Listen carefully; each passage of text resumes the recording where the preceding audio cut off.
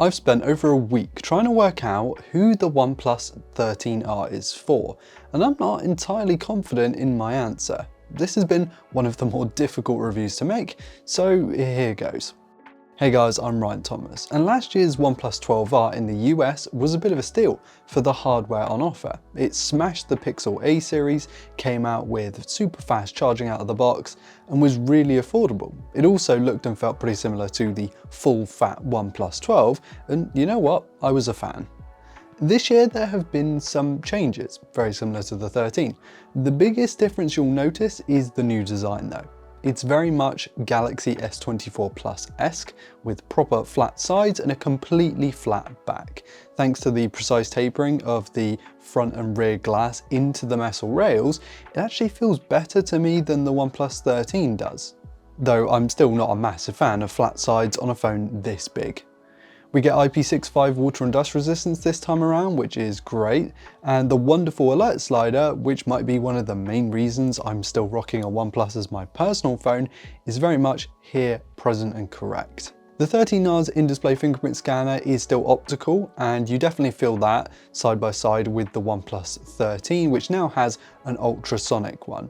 It's just not quite as accurate or as fast. I think this black model looks stealthy. That big 6.8-inch 120Hz LTPO AMOLED display has some pretty thin bezels, though not completely uniform if you're a bit picky about that kind of thing. And the panel itself is great. It's huge, it's bright, it's responsive, it's actually larger than Full HD Plus, so you get a little bit more resolution than what you might find in the Pixel 8a. And I think OnePlus has played around this year with color tuning because it definitely feels side by side with last year's model, just a little bit more pop to the display, which I very much like.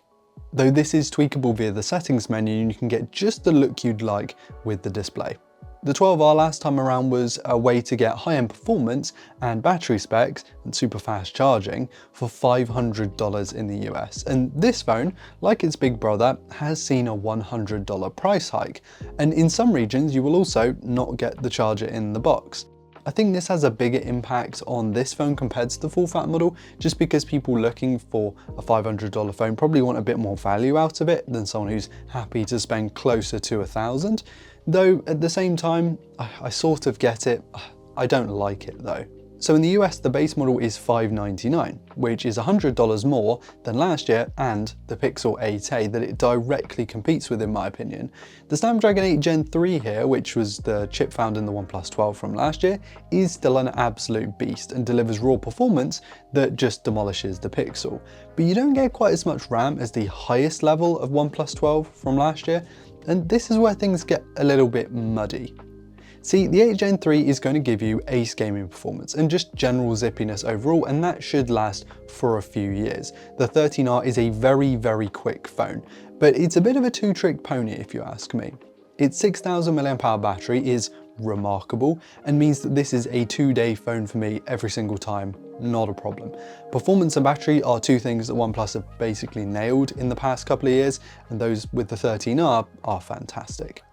But if you care at all about long-term software support and feature drops, camera quality, that's where the 13R comes a little bit up short compared to the $100 cheaper Pixel 8a. Now, to be fair, the 13R does feel in the hand another league better than the Pixel 8a. It's going to be about what you personally prioritize in a phone. Where I think the 13R might come up short is if you can find a good deal on a OnePlus 12 or are comfortable buying refurbished or second hand. The 13R might be a bit of a harder sell if you also incorporate those into your decision making. Not to say that the 13R's cameras are awful, because that's just straight up not true. And though the 13R has the same main and ultra wide as the 12R from last year, we're now treated to a 50 megapixel 2x camera, which produces some decent results if you ask me. You'll find quite a lot of contrast in OnePlus's color tuning here. Notice there's no Hasselblad branding on the back. Yeah, it's not because they forgot to just print it on there. OnePlus's cut down models don't have the Hasselblad endorsed tuning, which leads to more vanilla looking images than the full fat phones. But whether you like this or not is going to be completely subjective, of course. There's a good amount of dynamic range, it almost nails the white balance every single image, which I was quite impressed with, and pinching in up to around 5 times in the app, the photos hold up surprisingly well, like way better than I expected given this doesn't have a super long range shooter on it. The on-paper specs don't do this setup justice, it's actually a pretty decent camera. There were of course times where shadows got completely crushed, where the noise reduction seemed to pull out detail that maybe by mistake, and the sheer amount of digital sharpening in some of these images just really isn't to my taste. These cameras are serviceable for sure, they're pretty decent, but they don't match the point and shoot reliability or the natural look that you get with something like the Pixel 8a unfortunately. The 13R also doesn't hold a candle to the Pixel's long-term software support, which, while not the end of the world because there aren't that many people holding onto their phones past 4 years anyway, does limit the viability of it in sort of the second and third hand ownership stage of its life compared to the Pixel, which we always love to see because make use, recycle, all that stuff.